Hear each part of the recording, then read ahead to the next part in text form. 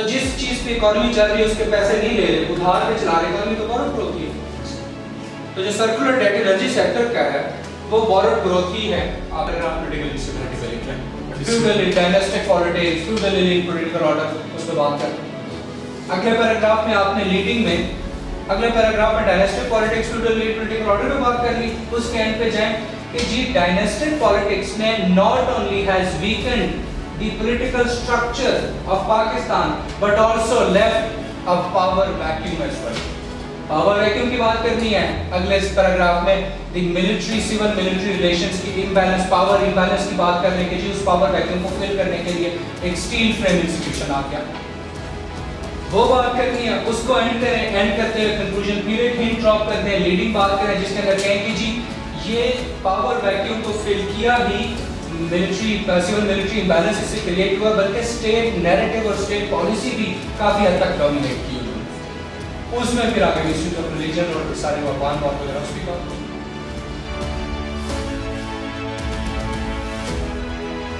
पढ़ा। अब आप economic issues of Pakistan specific कोई ऐसे अटेम्प्ट करते हैं, वहां पे अब आपने ये आर्गुमेंट यूज करना है, तो आप कैसे लिखेंगे, कैसे यूज करेंगे वो आप मास्टर करते हैं।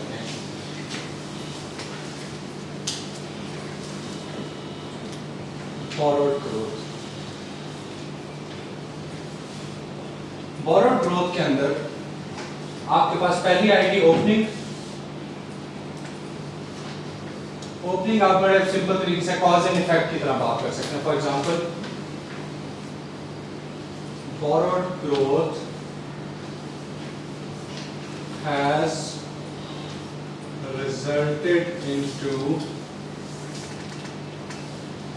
borrowed growth has resulted into economic stagnation of Pakistan.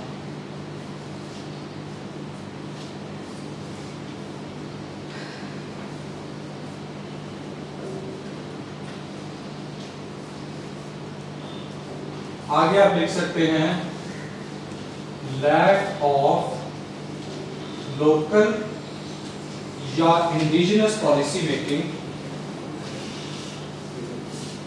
मेरे स्पेलिंग इग्नोर करने हैं, क्यों? आपका भी हो जाएगा इंशाल्लाह। इंडिजिनस पॉलिसी मेकिंग ये बड़ा स्टूपिड सी बात लगती है। अच्छा, very naive of me to say this. अच्छा, lack of local indigenous policy making cannot bring about, क्या चीज नहीं कर सकता? सस्टेनेबल इकोनॉमिक चेंज या सस्टेनेबल इकोनॉमिक ग्रोथ।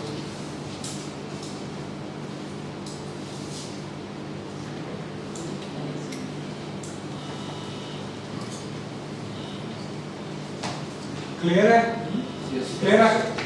ठीक है, ये आपकी ओपनिंग है। दो सेंटेंसेस में, शॉर्ट सेंटेंसेस, लॉजिकल बात, कॉज एंड इफेक्ट, क्या क्या चीज रीजन क्या कॉज कर रही है, उससे क्या मसला है borrowed growth से। अब मुझे क्या करना है? एक्सप्लेनेशन देनी है, एक्सप्लेनेशन देनी है। ठीक है, अब मैं बताता हूँ कि एक्सप्लेनेशन आप 3-4 सेंटेंसेस में कैसे दे सकते हैं।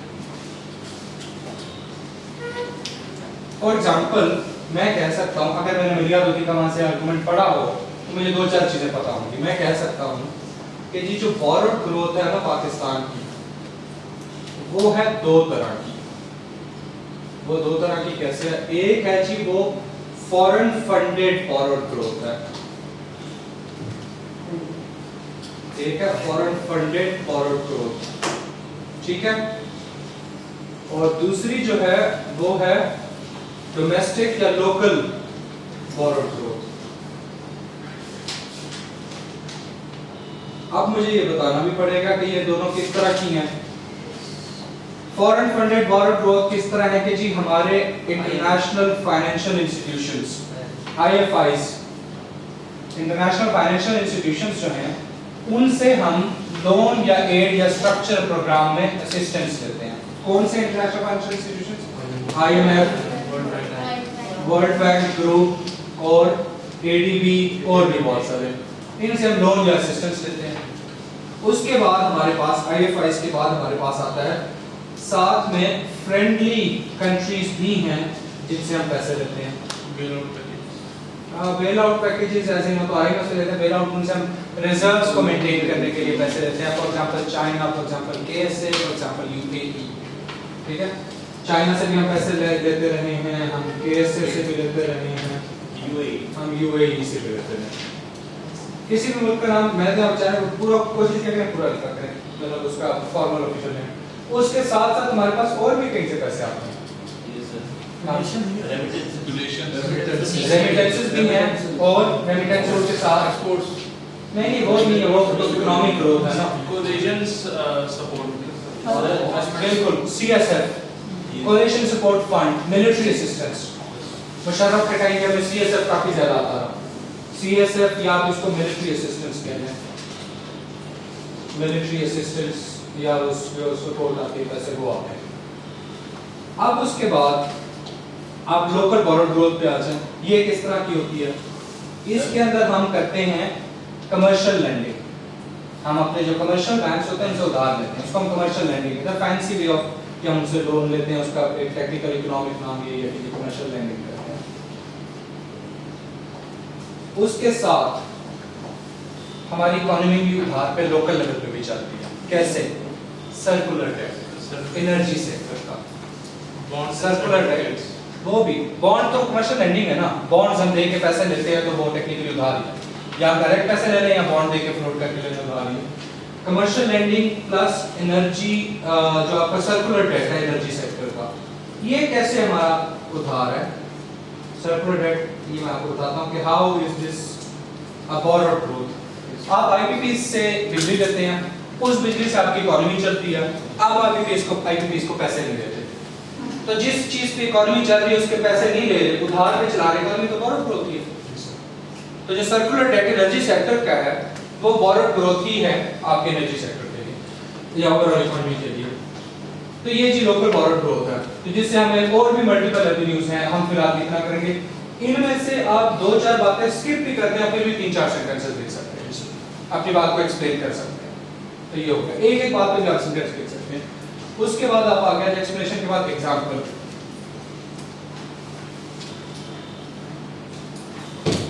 किस तरह की एग्जांपल दे सकते हैं? एग्जांपल में फॉर एग्जांपल मुशर्रफ टाइम में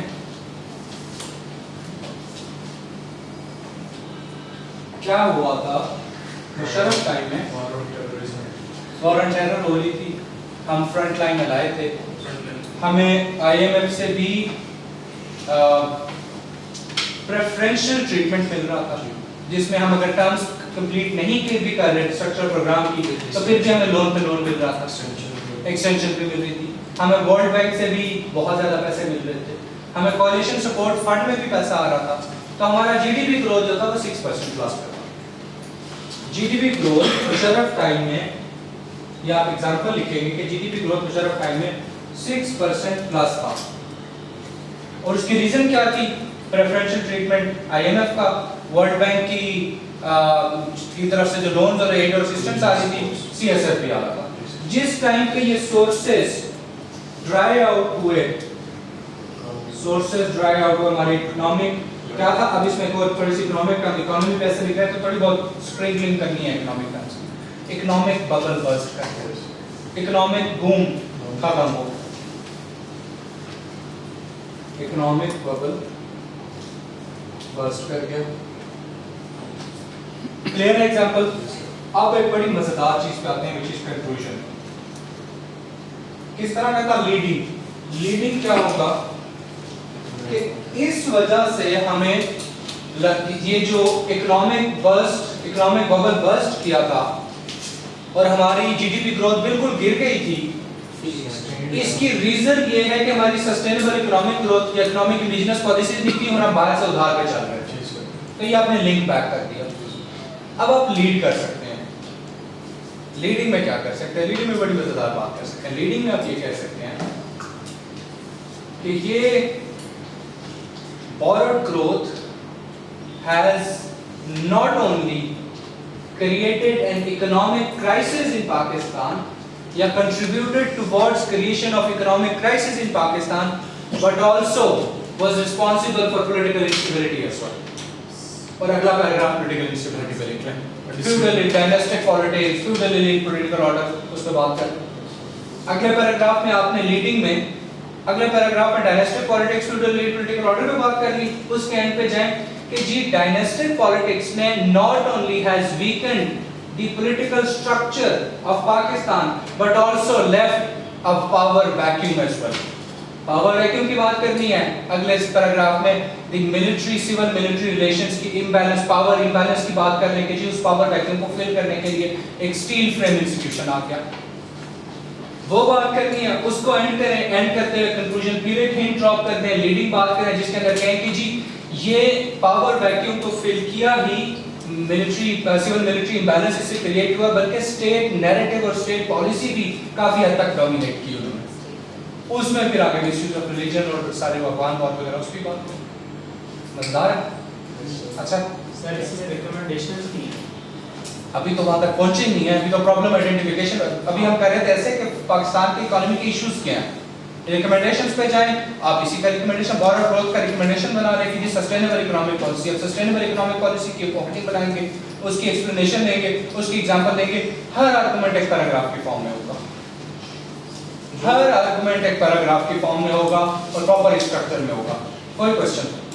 जो आर्गुमेंट्स और कॉजेज हम पेश करें उसी को हम सबको सॉल्यूशंस में डालते हैं, रिकमेंडेशंस में डालते हैं। कर सकते हैं आप कॉज एंड इफेक्ट अगर कर रहे हैं ओपनिंग में तो वही कॉज आ जाएगा, वही सॉल्यूशन में चला जाएगा, बिल्कुल कर सकते हैं। उतने ही और अच्छा पैराग्राफ्स बन जाएंगे, उतने ही पैराग्राफ। अच्छा इसमें एक और अच्छी चीज़ है कि सॉल्यूशंस को ना दो पैराग्राफ्स को मिला के भी दो चीज़ें, फॉर एग्जांपल आप अगर कॉजेज किसी भी पॉलिटिकल इंस्टेबिलिटी की कॉजेज डिस्कस करें तो वो डायनेस्टिक पॉलिटिक्स भी हो सकता है, वो फ्यूडल एलीट पॉलिटिकल ऑर्डर भी हो सकता है, लेकिन उसका सॉल्यूशन डेमोक्रेटाइजेशन ऑफ सोसाइटी एक हो सकता है। ठीक है, तो वो जरूरी नहीं है कि उतने ही हो, टाइम भी बचेगा उससे, टाइम भी बचेगा, लेकिन इसका कुछ बात कर सकते हैं। आपने कहा कि introduction don't mention the history discussion background or any context. Sir usually we add the anecdote before starting the main point of, is it okay to If you were to take my opinion on this, my personal opinion, no. For me, it has to be direct approach. वो कोई इधर-उधर बात करने की जरूरत नहीं है। Direct approach करें, उसका एग्जामिनर को फैसिलिटेट करें, उसको पिन पॉइंट बताएं कि ये आपने सवाल पूछा एग्जाम क्वेश्चन के ऐसे के अंदर, ये उसका जवाब है इन रीजनिंग के ऊपर।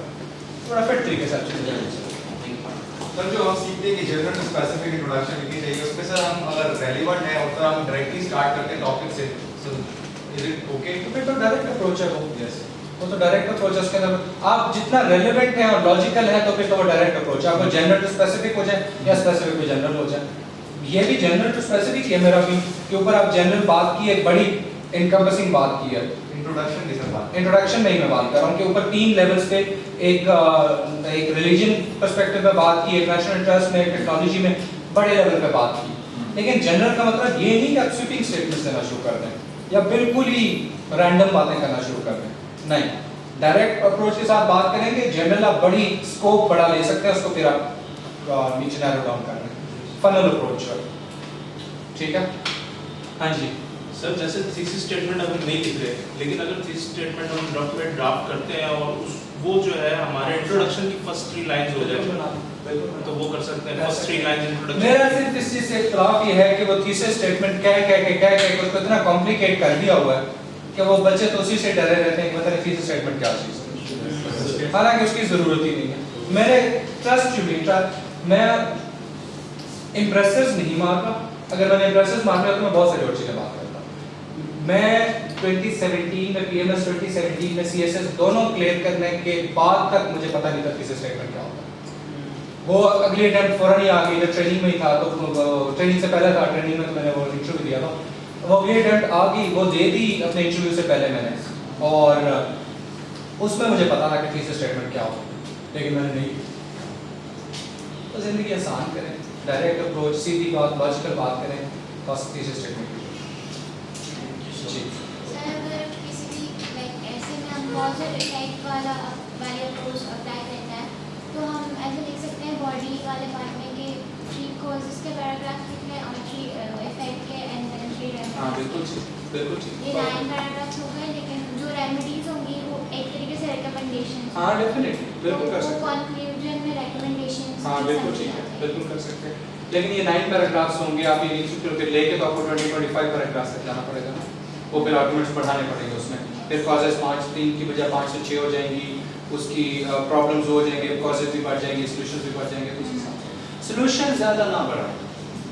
लॉजिकल पर्सपेक्टिव में प्रॉब्लम आइडेंटिफिकेशन या डिस्कशन, अच्छा हाँ एक और चीज़, एक काम करें, लिखे मैं आपको 5-6 चीज़ें दे जाता हूँ, वो अपना खुद पढ़नी है कि वो क्या होता है क्या नहीं होता। तो उसकी आपको सॉर्ट ऑफ इसको एक होमवर्क ये है कि अपने पैराग्राफ लिख के एक दूसरे को चेक कराना, स्ट्रक्चर के साथ एक दूसरे को चेक करा दे। आपको अटेम्प्ट दी है, आपको पता है एक दूसरे को चेक करा दे। दूसरी चीज़ आपने ये करनी है कि आपने 5-6 मैं आपको कुछ आर्गुमेंट्स और 5-6 ही थ्योरीज बता जाता हूँ जो आपके थोड़े आपको जिनको तैयार करना चाहिए।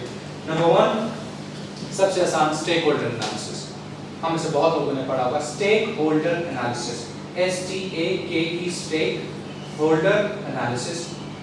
दूसरा है trickle down effect, trickle down effect, trickle TRICKLE trickle down effect. तीसरा है हमारे पास domino effect, DOMINO domino effect. अगला है spill over effect, SPILL spill OVER spill over effect. उसके बाद आप कह लें placebo effect, PLACEBO placebo effect. Medicine के जो बैकग्राउंड उनको पता होगा। अच्छा पहला जो है ये है, ये अब एनालिसिस हैं जिनको आप अगेन अपनी एक्सप्लेनेशन में इस्तेमाल कर सकते हैं। एनालिसिस को ये एक्सप्लेनेशन में ये भी इस्तेमाल हो सकते हैं या इनके लिए पूरा आर्गुमेंट बन सकता है। अब ये है क्या स्टेक होल्डर एनालिसिस, क्या आप किसी भी इशू को सॉल्व करने के लिए स्टेक होल्डर एंगेजमेंट बड़ी जरूरी है।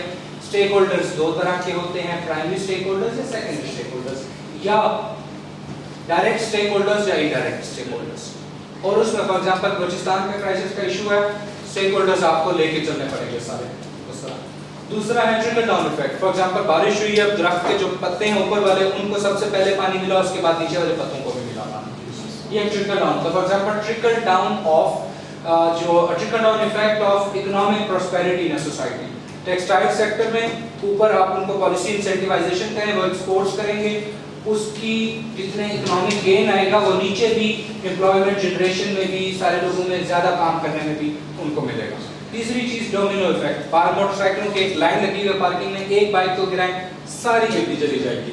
इसी तरह सोसाइटी में भी बहुत सारे ऐसे सेगमेंट्स होते हैं कि वो इतने क्रूशियल होते हैं कि एक को आप अगर कॉम्प्रोमाइज़ करें बाकी सारे सेगमेंट्स कॉम्प्रोमाइज़ होना शुरू हो जाते हैं। फॉर एग्जाम्पल एजुकेशन आप कॉम्प्रोमाइज़ करें, आपकी हेल्थ भी कॉम्प्रोमाइज़ होगी, इकोनॉमी भी कॉम्प्रोमाइज़ होगी, पॉलिटिक्स भी कॉम्प्रोमाइज़ होगी। For example security segment, security वो करें सारी चीज़ें सब कॉम्प्रोमाइज़ होंगी। अगला आर्गुमेंट है स्पिल ओवर इफेक्ट।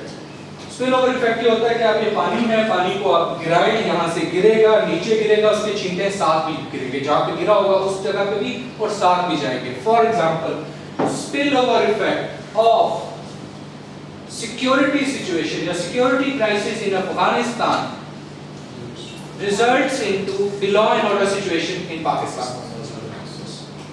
ठीक है, स्पिल ओवर इफेक्ट। अगला क्या था प्लेसिबो इफेक्ट, वो बस वो ऐसे ड्रामेबाजी हो जाता है। प्लेसिबो होता है कि जी ऐसे वो जो मीठी गोलियां देने का जो तरीका है ना, वो उसको प्लेसिबो इफेक्ट कहते हैं। आपको देखना है। उसके बाद कुछ थ्योरीज, 5-6 थ्योरीज बता देता हूं मैं आपको। आई नो टाइम हो गया लेकिन ये लिख लें, आप लोगों को फायदा आएगा। Social contract, theory of social contract पढ़ी हुई है? बिल्कुल। सोशल कॉन्ट्रैक्ट इसका आर्गुमेंट्स बनाने हैं, नोट्स बनाने। थ्योरी ऑफ सोशल कॉन्ट्रैक्ट, दूसरी theory of separation of power, ये भी पढ़ी होगी, सेपरेशन ऑफ पावर। तीसरी है थ्योरी ऑफ हेजमनी, ये भी पढ़ी होगी। चौथी जो है वो हमारे पास है थ्योरी ऑफ रेसिप्रोसिटी, IR की थ्योरी है, जिसमें कहते हैं कि you scratch my back I scratch yours. जैसा आप हमारे साथ टिट फॉर टैट है, जो आप हमारे साथ करोगे हम इसी तरह करेंगे। इंडिया ने अपना अटैक किया, हम भी अटैक करेंगे। इंडिया टीम पाकिस्तान भेजेगा तो हम पाकिस्तान चैंपियंस ट्रॉफी में टीम भेजेंगे।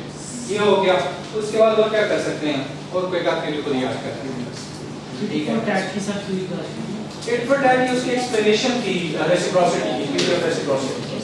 ठीक है, और कोई क्वेश्चन है? अगर नहीं है, टाइम काफी हो गया, we can wind it up.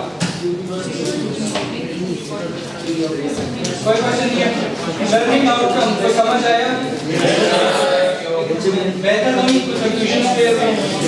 ठीक है, चलो फिर